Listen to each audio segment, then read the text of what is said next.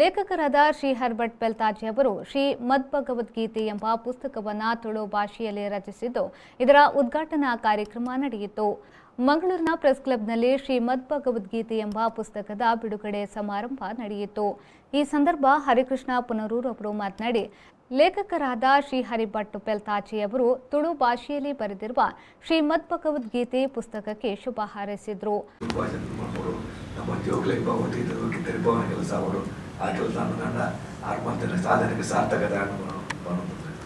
ಅನಂತರ ಲೇಖಕರಾದ ಶ್ರೀಹರ್ ಭಟ್ ಬೆಲ್ತಾಜಿ ಅವರು ಮಾತನಾಡಿ, ಬಹಳ ಮಹತ್ವದ ತಾತ್ವಿಕ ವಿಚಾರಗಳನ್ನು ತಿಳಿಸುವ 700 ಶ್ಲೋಕಗಳಿಂದ ಪರಿಪೂರ್ಣವಾದ ಗ್ರಂಥ ಭಗವದ್ಗೀತೆ. ಪ್ರಪಂಚದ ಬಹುತೇಕ ಭಾಷೆಗಳಲ್ಲಿ ಅನುವಾದಗೊಂಡಿರುವ ಸಂಸ್ಕೃತಿಯ ಜೀವಾಳದಂತಿರುವ ಭಗವದ್ಗೀತೆ ಪ್ರತಿಯೊಬ್ಬ ಭಾರತೀಯ ಜೀವನದ ಗೀತೆಯಾಗಿದೆ ಎಂದು ಹೇಳಿದರು.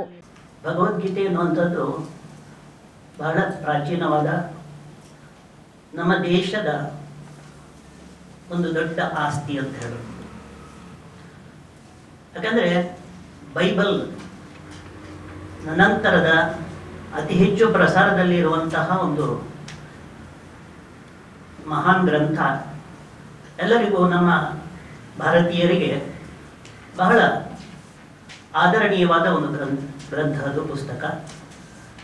ಮಹಾಭಾರತದ ಭೀಷ್ಮ ಪರ್ವದಲ್ಲಿ ಕಂಡುಬರುವಂತಹ ಒಂದು ಭಾಗವನ್ನು ಇದರಲ್ಲಿ ಸೋದಾಹರಣವಾಗಿ ಇಲ್ಲಿ ತಿಳಿಸಲಾಗಿದೆ. ಇದು ಭಗವದ್ಗೀತೆ ಅಂತ ಹೇಳಿದರು. ಗೀತೆ ಅಂತ ಹೇಳಿದರೆ ನಾವು ಸಾಧಾರಣವಾಗಿ ಅದನ್ನು ಪದ್ಯ ಅಂತ ಹೇಳ್ತೇವೆ. ಆದರೆ ಇದು ನಿಜವಾಗಿ ಪದ್ಯ ಅಲ್ಲ, ಬದಲಾಗಿ ಒಂದು ಸಂವಾದ, ಶ್ರೀಕೃಷ್ಣ ಮತ್ತು ಅರ್ಜುನರ ನಡುವೆ ನಡೆದಂತಹ ಒಂದು ಗದ್ಯ ರೂಪದ ಸಂವಾದ. ಭಗವದ್ಗೀತೆಯಲ್ಲಿ ಹಲವಾರು ರೀತಿಯ ಎಲ್ಲ ಭಾಷೆಗಳಿಗೂ ಕೂಡ ಭಾಷಾಂತರವೋ ತರ್ಜುಮೆಯೋ ಎಲ್ಲ ಆಗಿದೆ.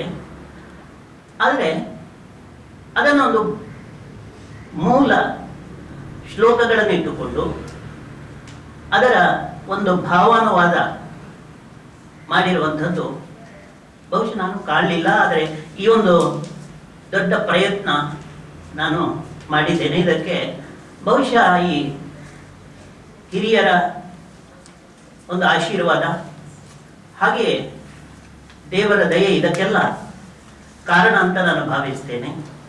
ಈ ಸಂದರ್ಭ ಸುಬ್ರಹ್ಮಣ್ಯ ಭಟ್ ಬೆಲ್ತಾಜಿ, ಮಯೂರ ಉಪಸ್ಥಿತರಿದ್ದರು.